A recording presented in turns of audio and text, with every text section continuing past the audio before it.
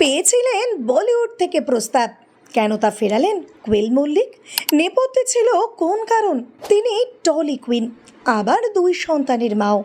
একদিকে কেরিয়ার এবং অন্যদিকে সংসার, দুই দিক ব্যালেন্স করে বেশ ভালোভাবেই সামলাচ্ছেন অভিনেত্রী কোয়েল মল্লিক। তবে কেরিয়ারের শুরুর দিকে করা কমার্শিয়াল সিনেমায় তাকে আর খুব একটা দেখা যায় না।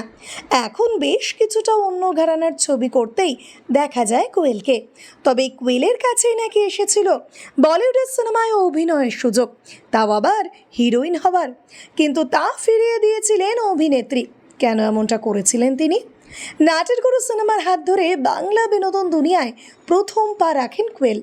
প্রথমটায় অভিনয় করার ইচ্ছে না থাকলেও দর্শকদের ভালোবাসায় আজ তিনি টলিউডের প্রথম সারির অভিনেত্রী।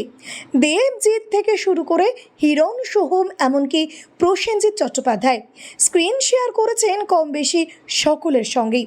তবে এটা হয়তো অনেকেই জানেন না যে এই কোয়েলের কাছেই অফার এসেছিল হিন্দি সিনেমায় অভিনয় করার, কিন্তু তিনি না করে দেন।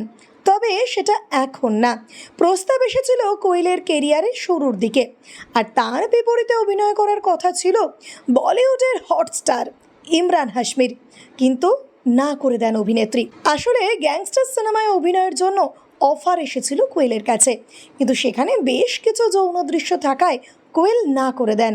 অভিনেত্রী বলেন তিনি যৌন দৃশ্যে অভিনয় করতে স্বাচ্ছন্দ্য নন, তাই সেই অফার চলে যায় বলি অভিনেত্রী কঙ্গনা রানাউতের কাছে।